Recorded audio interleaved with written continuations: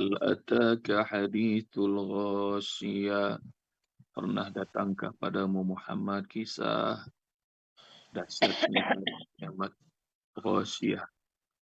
Ghasyiyah itu ayah bunda dari kata ghasya yaghsya wal laili idza Yaksa. yaghsya. Jadi malam ketika gelap gulita. Yaghsya maknanya dia sudah mulai. Dan ghasyiyah ini adalah subjeknya. Dari kata ghasyiyah yaghsya, jadi pelakunya adalah ghasyiyah. Maka kalau di hari itu, hari kiamat, ini nama lain kiamat. Ayah bunda nanti cari apa saja nama hari kiamat. Qari'ah. Ada Al-Qari'ah. Ada apa lagi? Wasi'ah. Yaumul Ba's. Yaumul Nusyur. Yaumul Jaza. Nah, Yaumul nanti Akhir. PR pertama cari ya Siap. nama-nama hari kiamat. Ini adalah nama hari kiamat yang berikutnya yang kita tahu, Ghasyiyah. Kenapa di hari kiamat kok disebut Ghasyiyah? Karena banyak orang yang keredongan. Non? Tahu nggak keredongan? Ya. Nutupin wajahnya begini. Sama kira-kira kalau udah keluar KPK, dulu pejabat mah kalau difotoin sama wartawan, wah pada gagah senyum. Kalau udah pakai rompi orange begini, nutupin kepalanya. Pakai masker. Pakai masker, nunduk, pakai kacamata hitam, nunduk. Bunda, harus gue kasih tahu ya, bahwa seperti dalam surat Al-Insyirah, dosa itu memberatkan punggung. Alam nasrah laka sadrak. Wa wada'na anka wizrak alladhi anqadha dhahrak. Wa wada'na anka wizrak ayat 2, kami hilangkan dosamu Muhammad alladhi anqadha dhahrak, dosa yang memberatkan punggung. Jadi dosa, kesalahan yang nggak disengaja aja malu, apalagi yang disengaja. Maka pasti semulia-mulianya manusia, kalau sudah dipaparkan, dibeberkan dosanya, kesalahannya, nggak bisa. Wajahnya tegak. Termasuk juga Ustaz kali. Kalau Allah buka aib-aibnya, udah nggak berani lagi ngajarin ayah bunda. Maka dialah Allah As-Sattar. Allah yang maha menutupi aib hamba-hambanya. Dan di hari itu,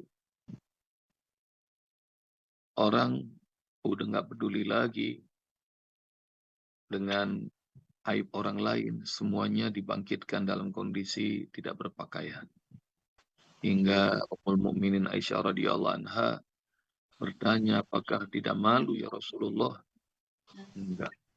Semuanya udah nggak ada yang malu. Semuanya nggak bodoh. Boro-boro mikirin aib orang. Boro-boro ngeliatin aset orang. Dirinya aja udah nggak kepikiran. Dia malu sudah. Itu yang disebut jalannya nunduk, matanya udah nggak kemana-mana. Udah nggak jelalatan. Itu yang disebut ghasyiyah. Dan hari kiamat tuh kalau disebut sebagai haqqah, فَإِذَا جَاءَتِ الصَّاخَّةُ, dalam surat Abasa. Al-Haqqah. Nama lain dari hari kiamat. Basah. فَإِذَا جَاءَتِ الصَّاخَّةُ. Wah, itu dentumannya udah nggak kuat lagi itu. Jadi hari kiamat membuat telinga udah nggak sanggup lagi mendengarnya. Kalau ini mata udah nggak sanggup lagi. Kalau ghasyiyah nggak sanggup lagi ngelihat. Udah nunduk aja.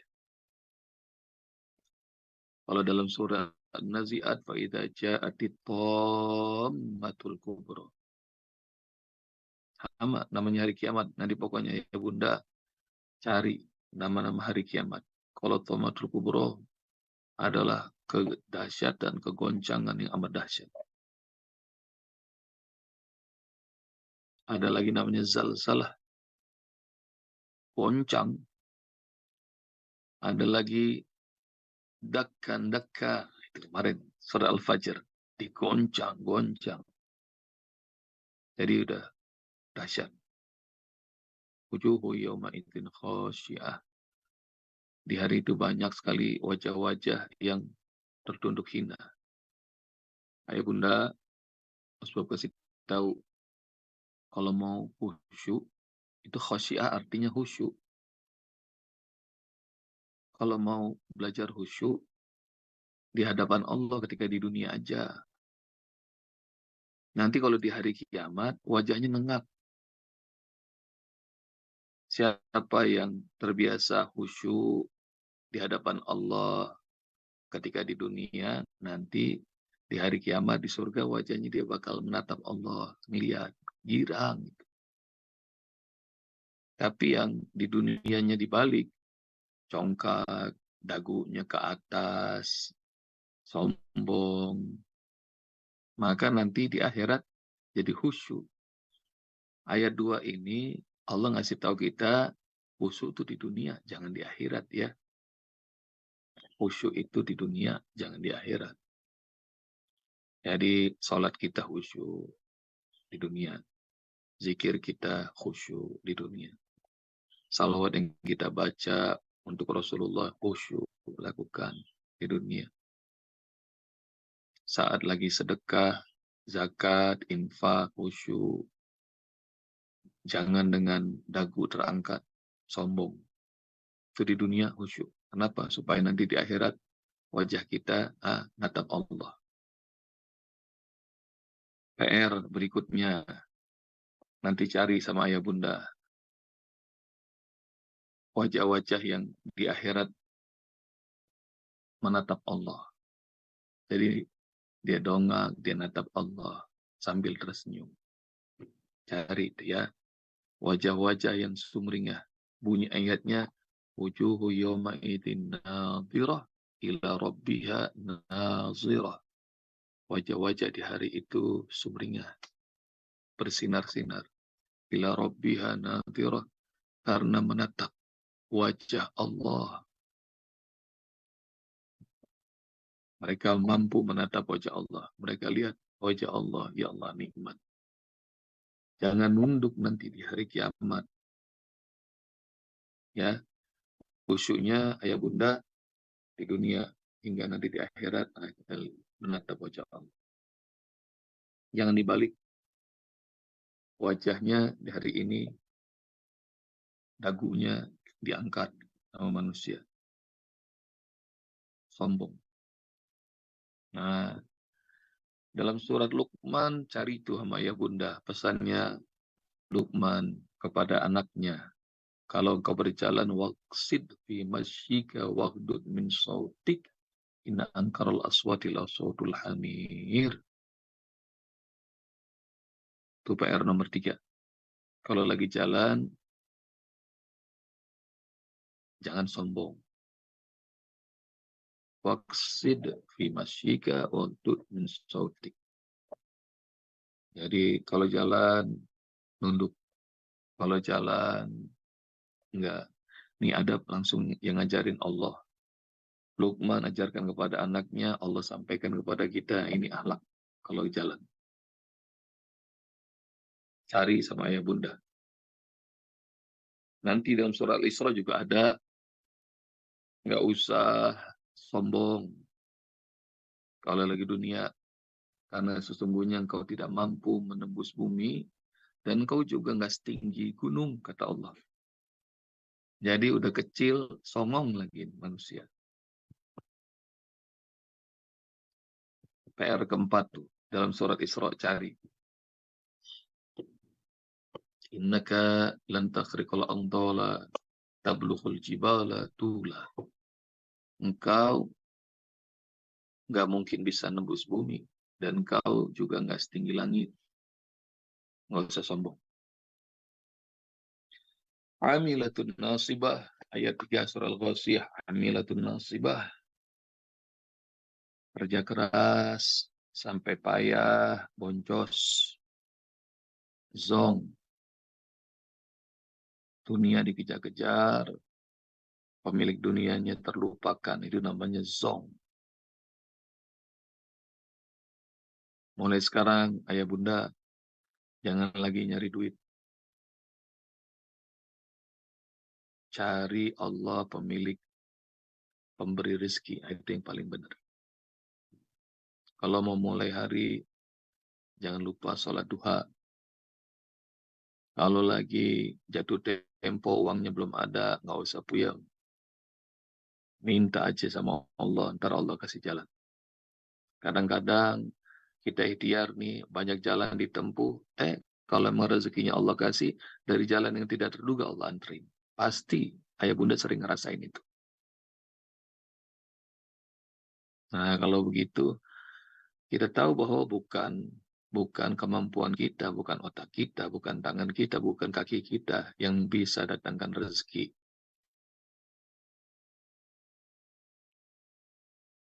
Jibril bilang kepada Rasulullah SAW bahwa rezeki seseorang itu jalannya lebih cepat daripada ikhtiarnya mencari rezeki. Rezeki seseorang jalannya kan lebih kencang daripada ikhtiar seseorang nyari rezeki. Jadi rezekinya cepetan datangnya daripada ikhtiar kita. Dan tidak akan mati seseorang, kata Jibril, sebelum semua rezekinya Allah antri. Karena itu ya bunda, kenapa resah dengan sesuatu yang sudah Allah pastikan? Salah satunya rezeki kita. Resahnya itu kepada sesuatu yang belum Allah pastikan. Apa itu? Selamat atau tidaknya kita di hadapan Allah. Banyak sedikitnya amal kita.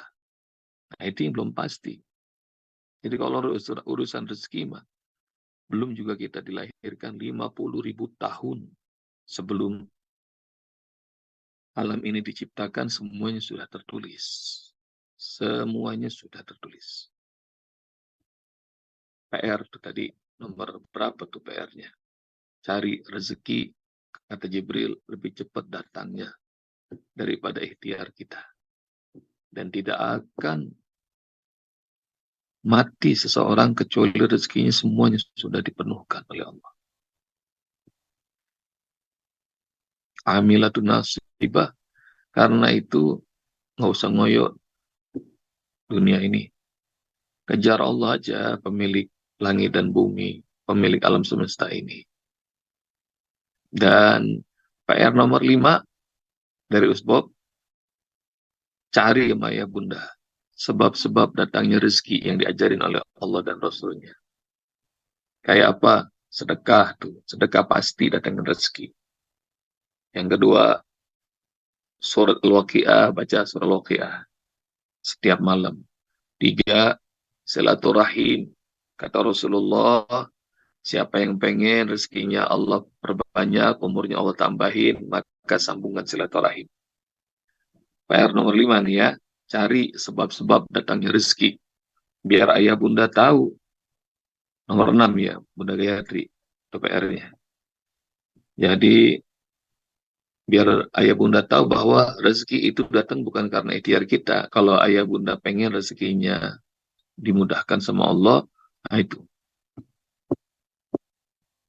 Kerjakan semua sebab-sebab datangnya rezeki. Termasuk sholat duha, apalagi. Ya. Tasla naron hamiyah.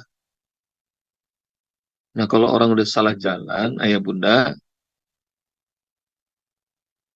dia mah pasrah. Ibarat udah melakukan pelanggaran, ada polisi di depan itu. Jadi udah pasrah aja deh. Tilang-tilang aja deh Pak. Saya udah kadung nih, salah gitu.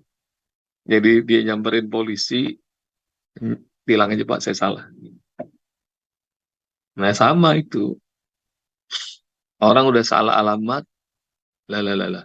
Kan disuruh jalannya lurus. Ini kenapa bengkok? Gitu. Kalau lurus, nyampe surga. Wadhuli fi ibadi, wadhuli jannati, itu tuh. Ayo masuk bersama kelompok hamba-hambaku. Ayo masuk surgaku, jalannya lurus. Nah ini kalau udah bengkok, udah melenceng, ada deviasi, nah itu maknanya udah, emang dia yang milih jalannya. Gitu ya, ya Bunda. Jadi dia masuk sendiri, dia tahu dia salah. Disuruh tidur siang, kalau anak kecil, anak TK, anak SD, anak kita, cucu kita, susah. Tapi begitu dia dapat di rapotnya merah semua, nggak usah pakai disuruh, tidur siang sendiri masuk kamar. Jadi nggak usah pakai disuruh, biasanya disuruh tuh. Sama kita nih, sholat disuruh, sedekah disuruh, zakat disuruh, puasa disuruh terus sama Allah. Kenapa? Supaya itu tanda Allah sayang sama kita. Ini jalan yang lurus. Nggak usah nyari jalan yang lain. Ntar begitu hari kiamat, nah, ntar dia masuk sendiri ke neraka. Nauzubillah. Hal ataka hadisul ghasyiyah. Pernahkah datang kepadamu Muhammad kisah hari kiamat? Wujuhu yawma idzin khasyiyah. Di hari itu wajah-wajah manusia, di hari itu khasyiyah, tertunduk malu. Amilatun nasibah. Padahal dia dulu bekerja keras sampai payah. Tepuk jidat dia. Tasla naran hamiyah. Ujung-ujungnya malah dia masuk ke dalam api neraka yang sangat panas. Hai Bunda, nikmati itu. Baca PR-nya. Bagi kawan-kawan yang sudah dapatkan, silakan taruh di grup dan nikmati. Dan insya Allah dibaca sama kawan-kawan yang lain akan menambah keyakinan dari tadabbur 4 ayat surah Al-Ghasyiyah ini. Jazakumullah ya Bunda. Assalamualaikum warahmatullahi wabarakatuh.